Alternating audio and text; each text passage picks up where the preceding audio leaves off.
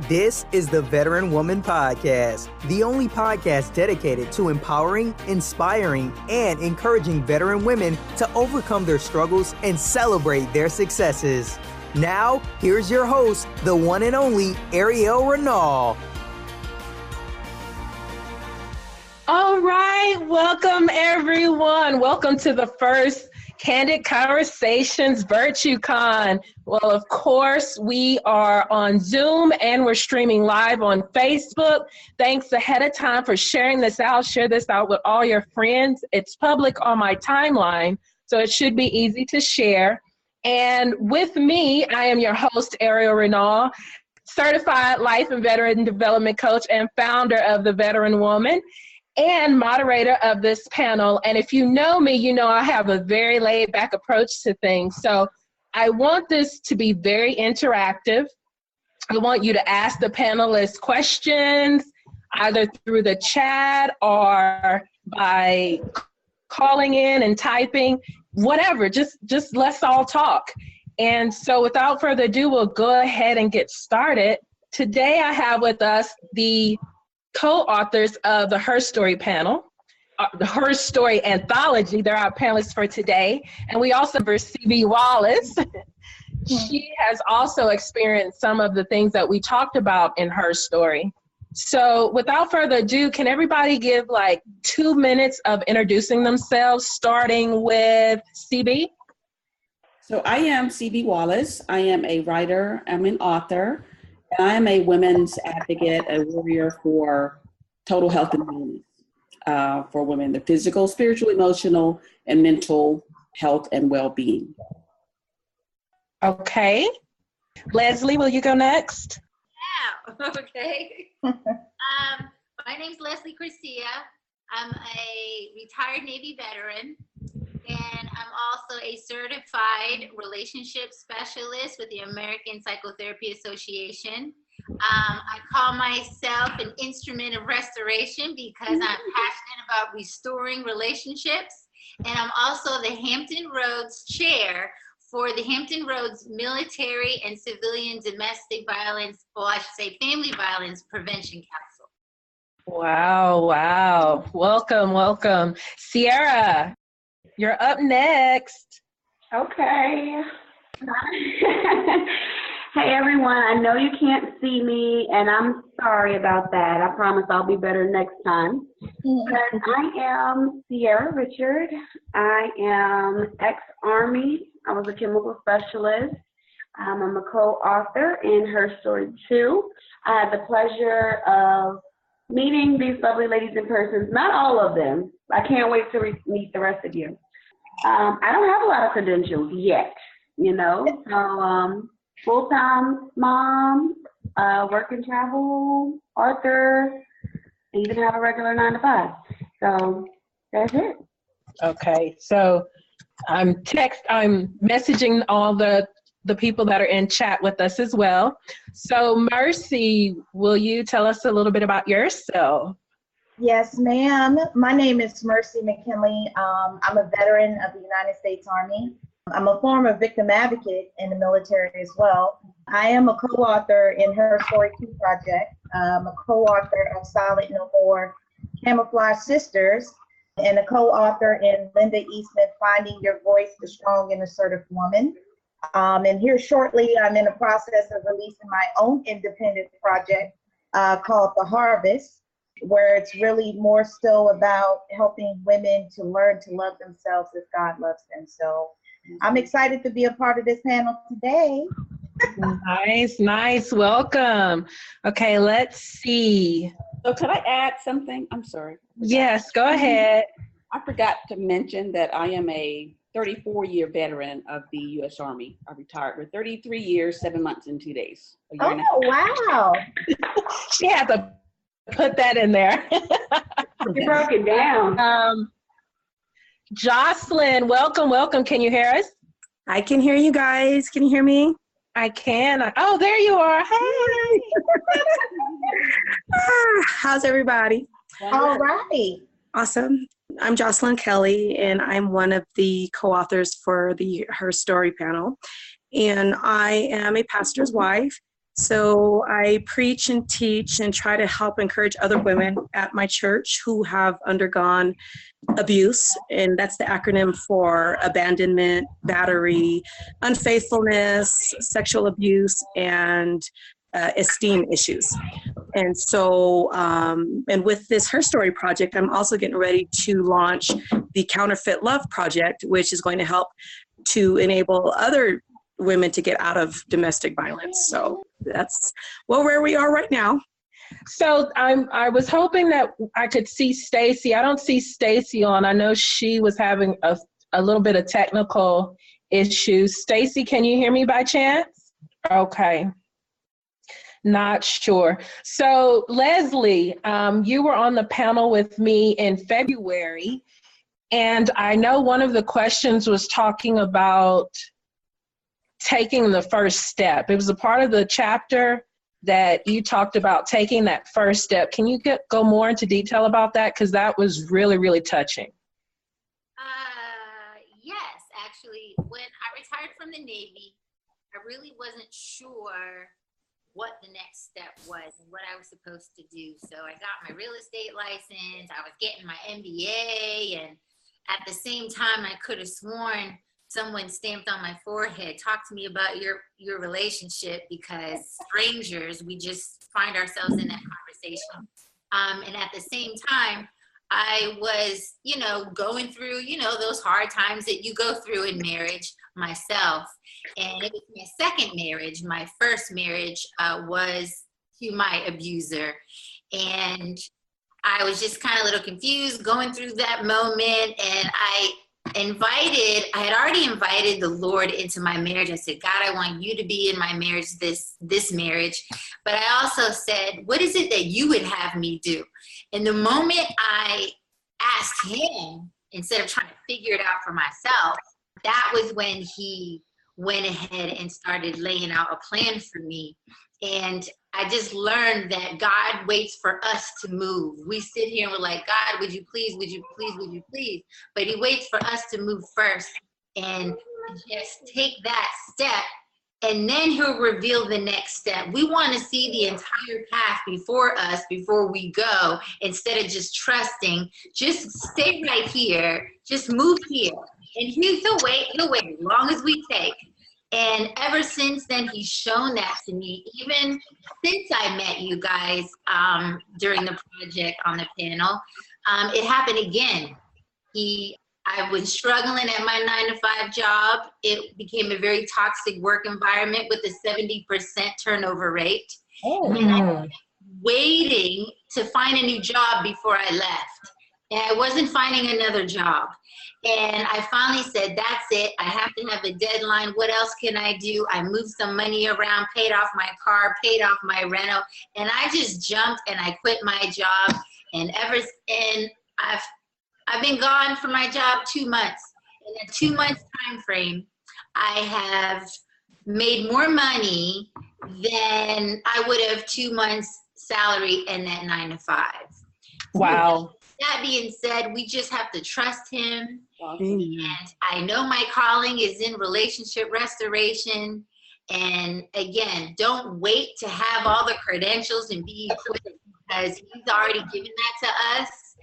And I just thought, who'd have thought that somebody who never had any example of marriage, and then my first marriage was abusive, who'd have thought that he would have chosen me to help others in relationship restoration? And to add to that, I never wanted to talk about my experience in domestic violence. That wasn't in my plan at all. And in my job, one of my responsibilities when I got that job after I invited him in my plan, the very first thing they put me in charge of was building healthy relationships program. The very second thing he put me in charge of was the family advocacy program for domestic violence prevention for the military. And then after that, next thing you know, I meet Stacy, and then there's this book, and then for the first time I'm out there speaking. Now here I am, co-chair of our local council. So he's got a plan, we just have to trust him. Right. Thank you for sharing. And I asked Leslie first because I remember that off the top of my head from sharing that in in February, and I remember snotting and boohooing. So no offense to anyone else. CB, I know you were unfortunately not a part of this book, but I know you do have a story. So will you share a little bit about your story as far as domestic violence, how you overcame that, and what you're doing now to help other women who experience similar things? Yes. I too am sorry that I wasn't a part of this masterpiece, but I applaud all you ladies for stepping up and sharing your story to help somebody, to aid somebody else going through who are afraid to speak up and ask for help otherwise. So my story, I'm like the other young lady. I never ever thought in a million years that I would ever be sharing my story. It never was my intent. I was married twice, the first marriage, and when I want to preface this by saying that, a lot of times we go through different degrees of domestic violence. And I know a lot of women go through some ugly physical scars, but they're also mental. There are mental scars, mental abuse that's derived from domestic violence. And that's where my story lies. My first husband, he was physically abusive, but not grueling, but still, it was abuse. It was physical abuse. Most of my abuse came with my second husband. I was a preacher's wife as well when I was the first lady from my husband, who was a preacher. And the abuse, the verbal abuse, the mental abuse, the emotional abuse that I lived through for 13 years, I remember saying to him, I wish you would kill me. So at least I'd have a scar to show for it. So I'd have something to show, But there were no physical scars per se, but the mental toll, the emotional toll, and the, that it took on my psyche to the point of breakdown and PTSD stigmas and wanting to kill myself and attempted suicide and surviving attempted suicide. Those things are a lot of things we don't talk about, especially in the church. And at the time, being in the church, it was like I even felt guilty, believe it or not. I felt guilty because I was the first lady. And, and the first lady, I got a big hat on and I got my little heels on and, and this can't be going on in my marriage. So I aided and abided. I enabled because I helped I assisted in the perpetration of that fraud for 13 years. And until I got to the point where it was like, I'm going to die. And it just, it was like the international sign of cut it. It's time to cut it off. I can't do it anymore. And I don't know where. Well, I say I don't know where. I was going to say I don't know where the courage came from, but I know where the courage came from. It came from God. And I'm not saying that God is in divorce or that he perpetuates divorce and breakup of marriages and things like that. That's not what I'm saying. But I believe that the God that I serve, he saw where I was. He knew where I was. He knew what it was doing to me. And I think he made a way of escape for me. And, and after many times, many attempts of saying, do I stay? Do I go? Do I stay? Do I go? There just came that clear and that precise and that instant was like, yeah, I go. And it was the best thing that ever happened to me. And I've never spoken about it. I had never spoken about it until October of last year.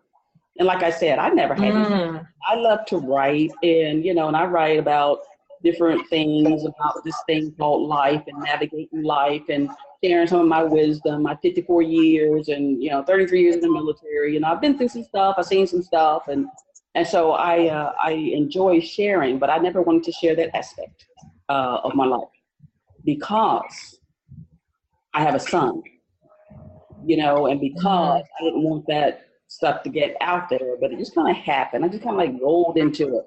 I met a young lady a couple years ago via Facebook, through one of the Facebook communities, and she was a domestic violence survivor. herself, harsh domestic violence survivor, and she also has an organization calling Helping Hearts to Heal. So we had connected, and she was asking about, she needed some help doing some things for her conference. And, I thought I was assisting her administratively. But then she asked about having speakers for the conference. And I don't know why I raised my hand and I said, well, I can be a speaker. But so she called me on it. And sure enough, I was one of her speakers. I showed up at the event last October thinking I had 5 minutes to speak. I was on for 5 minutes. So I was just going to just brush over it, not get into a lot of detail. So we get there, long story short, we get there. Some of the speakers were not able to attend. So it was like, we've got 20 minutes. Are you kidding me? 30 minutes if you want. What? I don't have 30 minutes prepared. I had one little card, 3 little points, and it was going to take me all of 4 minutes to get it out. And so I get up there, I'm like, okay, so I had my little card, I threw my card out, and I said, okay, God, what am I going to do? What am I going to talk about? I said, I'm just going to get up there. I said, I don't want to get up there and ramble.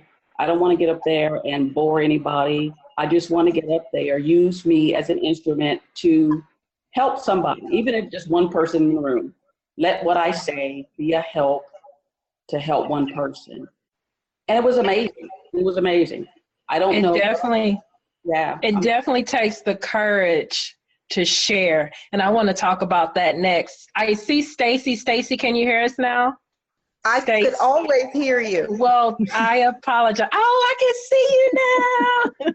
I could always hear you. You couldn't hear me because I had called in. So Got it. Because I called in, I'm automatically muted. So yeah. Okay. But yeah, I'm here. Well, welcome, Stacy. She is the visionary behind her story. Stacy, I want to thank you for bringing us all together and making us a part of this anthology. And you're doing Her Story 3, correct? Yes, yes. So, Stacy, since you're here with us, can you give us a little bit about yourself real quick? Oh, okay, about me, I guess. I'm Stacy.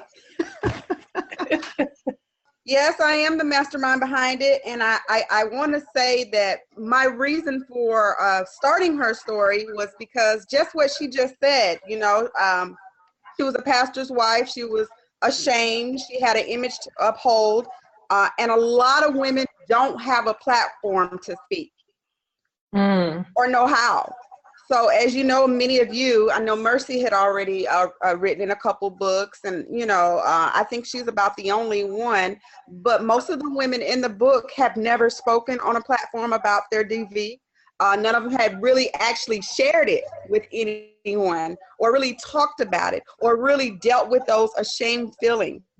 And one of the programs that I teach is Writing to Heal. So I decided to get women together and actually help provide a platform for them to be able to share their story.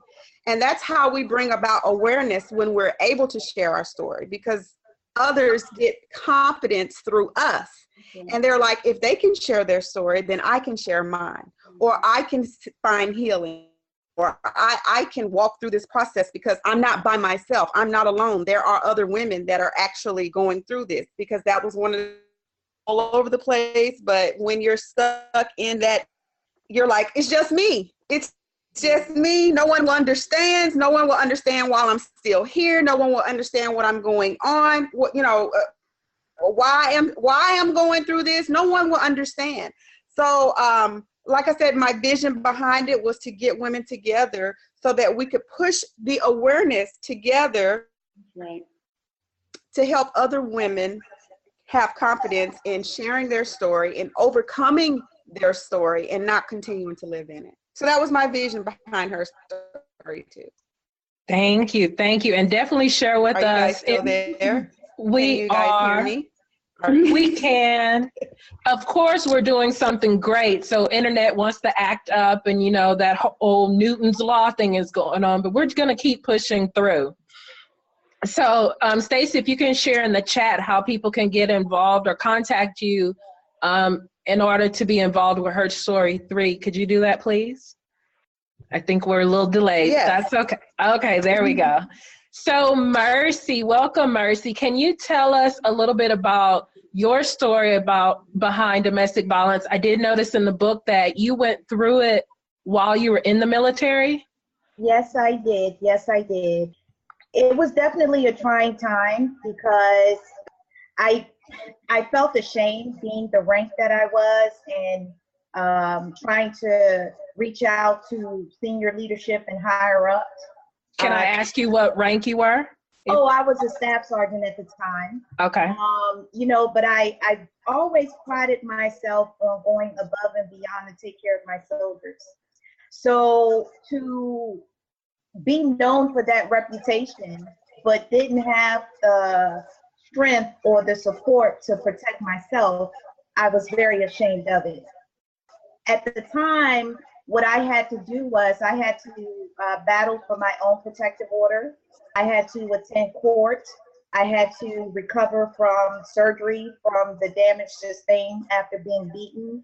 And I really had to do all of this while still serving in the military, you know? But at that time, it was hard for me to process because my abuser was also in the military, you know? So it was I definitely felt alone, primarily because you always would hear people say, oh, that'll never be me. You know, I'll never be a domestic violence situation, or that'll never occur to me, but yet there I was, you know, and the image, not necessarily the image, but overall how I was as a person and how I would go above and beyond to take care of others, you know, to be in that situation, but to also be known for that didn't quite fit together, if that makes any sense. It does. So yes. And I really just had to go through rehabilitation. I wound up being medically retired behind the additional damage that I sustained after being beaten. And it's definitely been a long road, but at the time, I really had to convince myself that I had to be honest with myself. I had to be real, you know. I've always had a strong belief system and a strong faith in God, because God has gotten me through so many trials and tribulations, you know. So I really had to acknowledge the fact that I seen the signs. There were red flags all around me, but I'm not saying that I chose to ignore them. But when you are in that situation and you generally think that this person, you probably think that, oh my goodness, it's just a moment in time, or this is going to be an isolated event, or, you know, what it is that I done wrong, and so forth and so on. So I had to really allow myself to process through those particular feelings. And it was definitely a trying time, but it was more rewarding for me to be able to stand up for myself, you know, because I know a lot of women don't get that opportunity. You know, a lot of, not primarily just women, but everybody, some people that go through domestic violence situations, it costs them their life, but yet here I am, you know, so I have to figure out a way to be grateful the fact that I'm still here, and I have to make my life have a purpose and have a meaning. So when people come and ask me, or I, you know, have the opportunity to share my story, I know that it's not primarily for me. You know, I'm a strong believer in God, and I understand that sometimes when we go through things, it's not primarily just about us. It's about other people to witness how we made it out of that storm. So pretty much that was my motivating factor for being in her story too. You know, a lot of my family, a lot of my friends didn't even know about the situation that I endured, because quite frankly, when I was going through my surgery or going through rehab, I was too ashamed to reach out to them. So, but I can definitely tell you who was there all throughout the time, and that was God Himself, you know. Right. So I'm very appreciative of that. So yeah, it's definitely been a long journey. Thank you for sharing. Wow. there's like so many questions I want to ask everyone based off of what you're sharing, but I don't, we only have a certain amount of time. So let's keep going. So I'll get there. So Jocelyn, I haven't forgotten about you, but before I get to Jocelyn, I'm going to hop over to Ciera. And I muted everyone just to make sure we don't get any feedback. So if you have something to say, just let me know, kind of raise your hand or type it in the chat and I can unmute you. But Ciera, I am unmuting you now. Can you share your story about domestic violence and how you overcame it or how you pushed through to stop the situation? And were you in the military when you went through it? No, I was actually out of the military by the time that I actually had my domestic dispute encounter. Mm-hmm. I joined the military when I was 17. I wanted to retire from the military. However, when I joined in the Guard because I was so young, so I can do split up. And once I realized my contract was up, I wanted to go active, but by that time I was already a single mother and I'm stubborn, so I wasn't going to sign over guardianship anyone, so that just didn't work for me. But the craziest thing about my relationship where I actually was involved in I've never really been in a domestic relationship. I've always been a tomboy, so I'm used to wrestling and play fighting, but to actually have to defend myself in reality was just crazy to me. A lot of my friends couldn't believe the woman that I was. And the crazy thing is, I don't know who she was because everyone who knew me knew that, no, I don't think I'm Billy Bad, blank, blank, but I will defend myself, and what you're not going to do to me is X, Y, and Z. With me being a single mom, I will admit I got caught up in the fantasies that was told to me on how we're going to be a family and how I changed him and the girls changed him and he just wanted to be so great. And like I said, when we did our collaboration conference, I lost best friends behind this. These are females that I grew up with. And one of them, and it still makes me teary-eyed because, I still love them. And it's just like, I crossed the line and I paid for it, When I was younger, I was witness to domestic violence, and I always said that wouldn't be me because what you won't do is ever put your hands on me. I'm going to fight you back. And I did that in the beginning. And what I realized is the more angry I got and the more I wanted to defend myself and the more I fought back, the more energized it seemed like he got because he liked that negative side of me that I'm not tolerating any nonsense and, just being really aggressive. But you've met me in person and spent time with me. I'm not an aggressive person. I'm like goofy, I'm playful.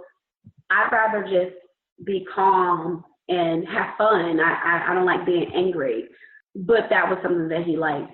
And the first time, it wasn't even a hit the first time. The first time it was, grabbing by hair, grabbing by the neck. And it's just like, okay, well, he told me and he told family that he wouldn't do that to me. So, he's just mad right now, but it's not going to escalate past this. And this isn't something that I can't just brush off. So then that hair pulling and that grabbing by the throat turns into, now you're going to smack me, or you're going to push me, or you're going to hit me. And now I have to defend myself, so now I'm fighting you back. And you should never have to be in that position. And it happens, and the first time, it's crazy that we all have stated we felt ashamed. We felt ashamed of being in this predicament when, in all actuality, we have nothing to be ashamed about. If anything, I should have been like, I knew, because I knew who he was, because everyone told me who he was. But no, because I'm the one who's going to show him real love. And I'm going to show him that he doesn't have to be angry, and we're going to be great. And he's not going to do it to me. That he's not going to do it to me. It's such a terrible, terrible. And and a lot of the stuff that you said, like, oh, it won't happen to me. Oh, if that ever happened, you know, I'd leave immediately, or, you know, if somebody ever even look at me wrong, da da da da da. But it's different when you're in a loving relationship for whatever reason. And it's so easy to say what you would do and what you wouldn't do until you get into that situation. And I know it's easy to look at a woman who's being abused and say, well, hey, why don't you just leave? Or why are you staying? But it's just not that easy. And it's hard to explain to people who've never been in that situation. But I want to move on. Thank you, Ciera, for sharing. I'm going to go ahead and mute you and unmute Jocelyn. Like I said, if anybody wants to say anything, raise your hand. And if you don't think I see you, just type it in the chat, because I do want this very interactive. So Jocelyn, I know you're not a veteran, correct? No, I'm not. Never served. That's okay. But I thank you so much for still saying yes to this and for joining us, because I believe that everybody has a story to share, whether you're a veteran or not. Even though I do focus mostly on women veterans, everybody's story is still important. And especially when it comes to domestic violence, sharing that and getting that out there and letting people know that they're not alone. And so can you share your story a little bit about what you went through and how you had the courage to share and or had the courage to just get out? I think in retrospect, I didn't have a choice. I had to find the courage because it had gotten so dangerous. I basically got shipped away. I was a teenager, so I went from 15 to 18 having to deal with this. And it's interesting because my family, who was biting my nails, I wasn't sure what the reaction was going to be. My loving family is all just, their response has been, I didn't know. And why didn't you say something? Because it's embarrassing. I didn't deliberately go and find somebody who was abusive and who was a gangbanger and who was strung out on drugs and alcohol. I didn't deliberately go find this person. This person found me, but disguised it so well, I didn't see it. And what I told one of my aunts was that the spell that was on me because of his charm and his lies and his promise to do different, it was so strong that you could have had the National Guard in front of my house. I would have found a way back to him. I would have found a way because he always had an excuse and an answer. And even with those excuses and answers, it just got worse and worse. And the gang affiliation and the drug abuse, it just took it to a whole nother level. And I think somewhere in my mind, because even though I was raised in a household where I had a parent who was a drug abuser, it wasn't a reality because I guess I didn't believe people actually lived this way because I was so young and naive. But it spiraled out of control. And you can't hide the bruises and the busted lips, and you can't hide the scratches and all of that.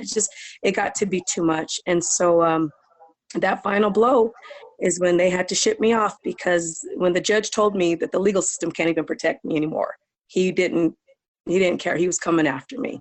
And then finally I got shipped away. But the mentality of it and the embarrassing detail, I'm going to stop this, but the embarrassing detail is that when he and I got a chance to come to terms about 3 or 4 years ago, I saw the man that I had initially fallen for in the beginning, and I almost got suckered back in just that quick because of that formative years where he got me. And I tell you, ladies, my sex life suffered because of the sexual humiliation, my trust, my marriage. It has not been pretty, but through process and prayer and telling the story and facing those demons that tried to keep me embarrassed and tried to keep me suppressed, it has really been a liberating journey. So I'm most grateful to God, first and foremost, to get me out of that mess. Thank you. Thank you for sharing. So I'm going to unmute everyone real quick.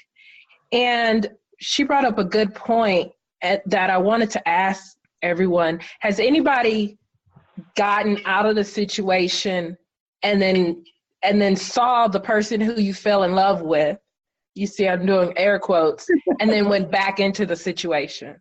Yes. No, I wouldn't say for myself. What does happen is that he tried to go through one of my mutual friends to get back in contact with me on social media. But I don't engage, I don't respond, I don't do anything along those lines, because I'm a firm believer that when God gets you out of that situation, it's for a reason, and deletion is for your protection, and you need to stay out. But I do know that sometimes we can be in a state of being weak, in a sense, like falling for the charm, falling for the manipulation, falling for, oh, I'm sorry, I'll never do this again, I'll never hurt you again, so forth and so on. But for me, I know that anytime there's a reach out on social media or anything along those lines, I just totally ignore it, So for me, definitely not. We're still in contact because we share a child. Oh, wow. And she's 2. So she doesn't know any better. That's her daddy. She loves him. So we are in contact. But because the straw that broke the camel's back was the fact that I was pregnant, and you put your hands on me, which put her at risk. Me, okay, but her, there's nothing he could say or do that would make me come back. Mm. Leslie, I know you had something to say, right? I never got sucked back in again, but just like Ciera said, we have 2 children together. So we had to maintain contact. But I remember the day that, I don't know if I was picking up my children or dropping them off, but he was trying to explain another situation to me. Really was none of my business, but I was in my car and he was out there just going on, and I just remembered listening to him and thinking, wow, if I did not know who he was, I would exactly out of his mouth, which is the reason why a lot of people, like his family, didn't want to believe me. And, oh, it couldn't have been that bad. And I just remember hearing that. I can to this day remember exactly where we were and where he was standing. And I was like, man, if I did not know him, I would have believed his side of the story. Right. But I honestly think that he believed his side of the story. They do. Yeah. And so charismatic. Somebody mentioned something earlier that reminded me to talk about, I think all of us have experienced the physical side of abuse. And that's something that's, I guess, easy to show. You can see the evidence of that. What's even harder, and somebody mentioned it, hey, I'd rather you just hit me so I see the scars. Was it CB? Mm-hmm. Is like the narcissistic abuse, the emotional abuse, the financial abuse as well. And abusers can be very, very charming. And I know Merci talked about narcissistic abuse in her chapter as well. And I just wanted to read a little bit from my chapter about narcissistic abuse. So I said, essentially, a narcissistic abuser gains control by breaking down all lines of communication.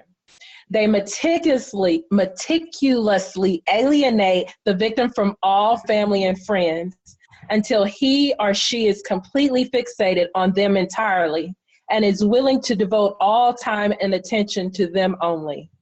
Secondly, they take pleasure in demeaning the victim to a point of convincing him or her that they are the problem instead of the other way around. So they make you feel like you're crazy or like you're overreacting or whatnot. In my relationship, for example, I was dubbed as the one who was crazy and irrational, while he constantly exploded over the smallest things, which is also called gaslighting.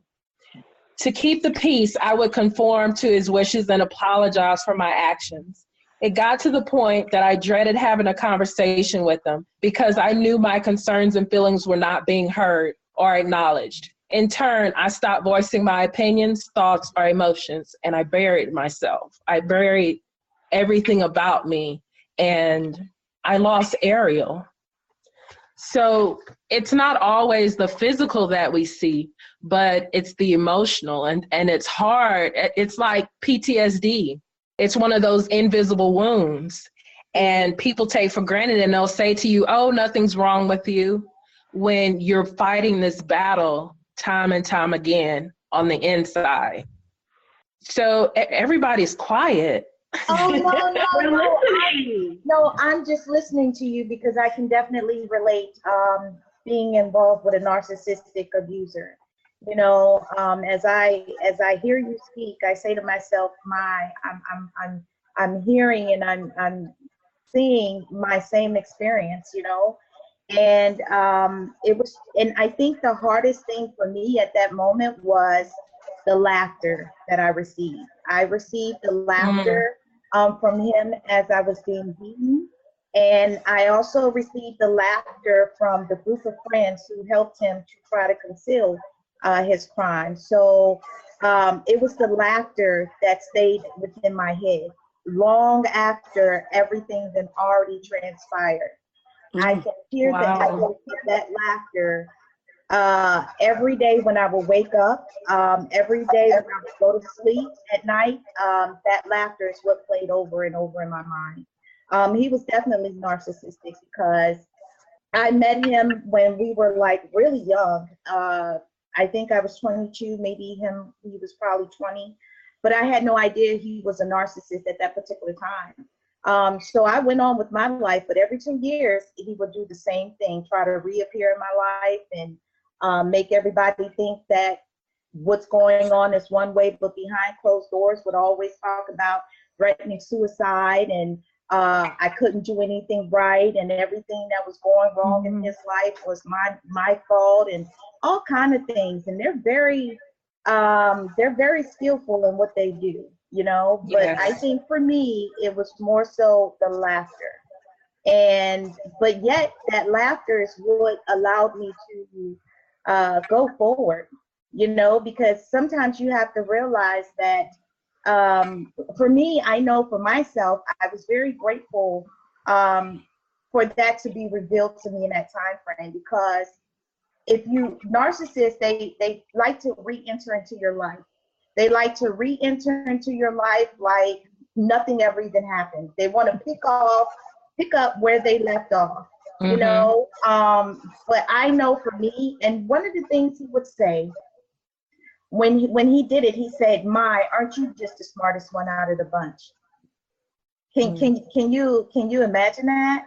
You know? But it only took me maybe about 6 months to come to terms with the full extent of who he was, you know?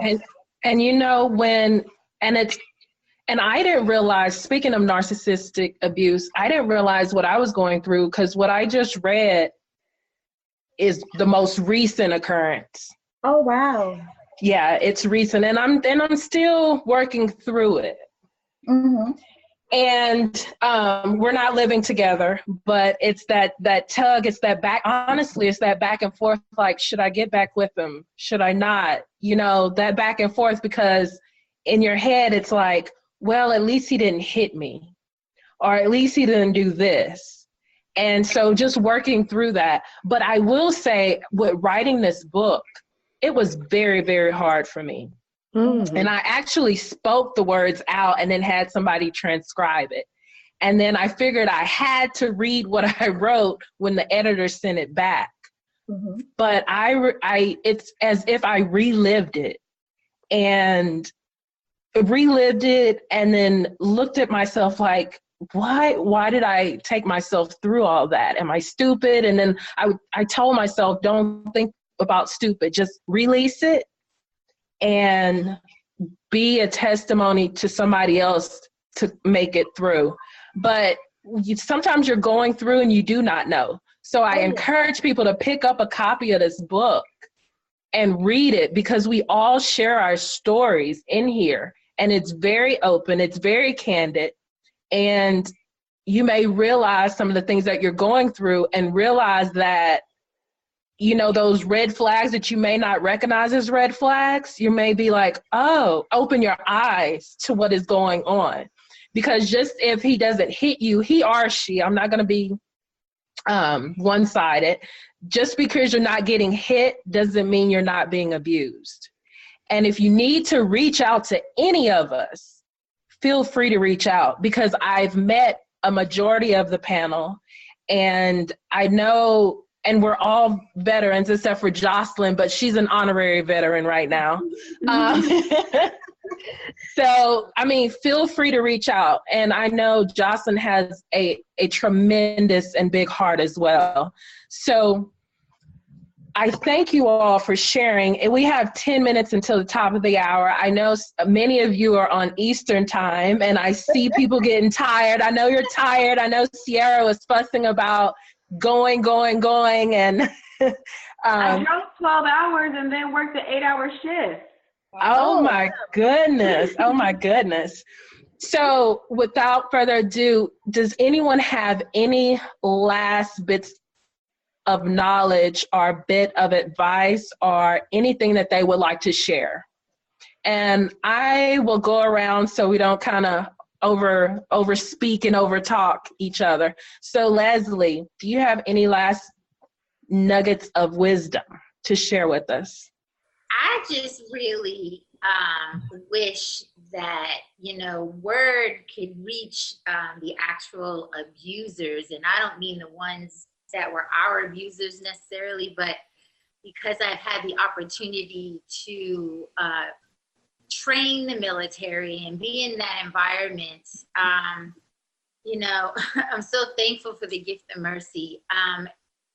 But if people would, those that have abusive behavior, would recognize that we speak so much into the victims, which is very important because it's about safety, but we train so much on identifying what is going on at its earliest stages so something can be done now instead of waiting for the cycle to get worse. But I encourage those that actually are the ones controlling the situation to do the same, because I do wholeheartedly believe that people do not get in relationships for the purpose of wanting to abuse someone. If we wait and it gets to that worst case scenario, people don't say, oh, I'm gonna get married so I can be abusive, and then 10 years later, I'm gonna try to kill them. Behavior is learned, and that's why I'm such an advocate of doing marriage the right way, because what we do, our children will do. They did not get this behavior out of the blue sky from nowhere. Behavior is learned.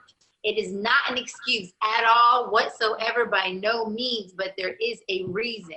And if people could identify their own behavior instead of trying to cover it up and lie to other people and lie to themselves, the first step to change is admitting, I'm not really dealing with my anger right. I'm not really dealing with conflict resolution and communication right.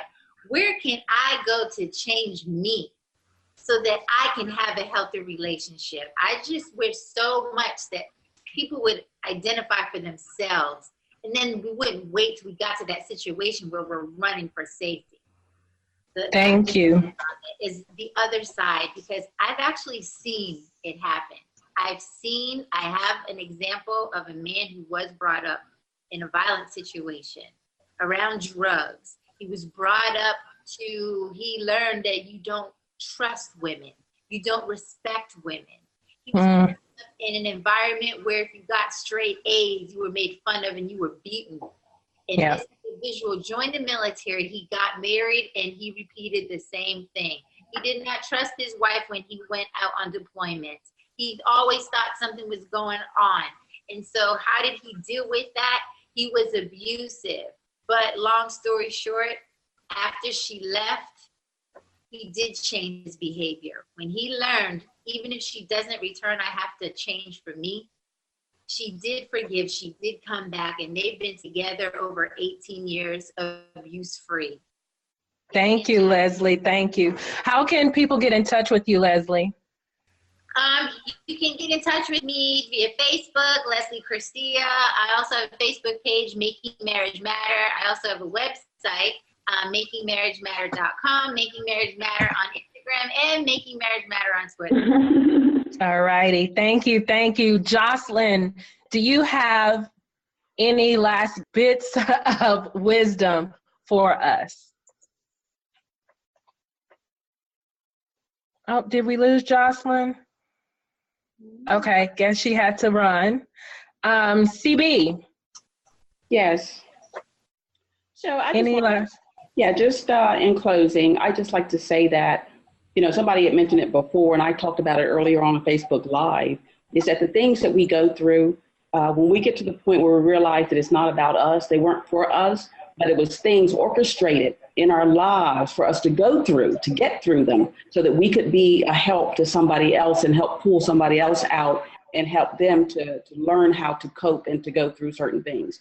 You know, the book that I co-authored, The Apple of His Eye, it talked about reflections of survival struggles and successes of single mothers. There was a group of us, 13 of us, I believe it was, and the underlying message, and this is my point, the underlying message after all of the stories were different, but the thing that bonded it together, and this is what I want people to remember, everybody to remember, is that we go through the abuse, but the power of forgiveness, man. We got to learn to forgive them completely and totally, cleanse our hearts of any shred of unforgiveness, because that's the only way that we're going to be able to help somebody else through it, is if we have nothing hidden, no hatred, no disdain, nothing, continuing in our heart cavities. And I was, both of my husbands, my ex-husbands, have since died. They're both dead.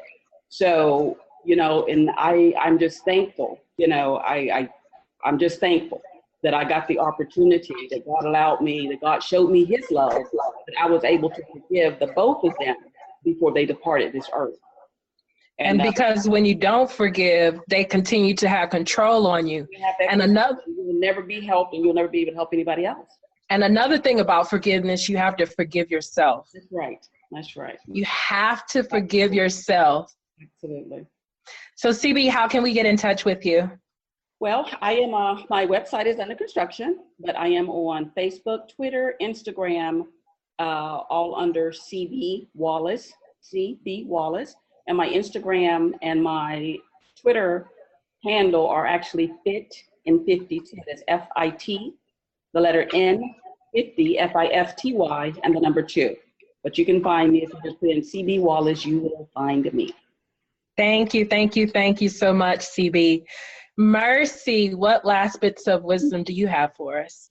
Yes, ma'am. My bits of wisdom is specifically for someone out there who's still in a situation.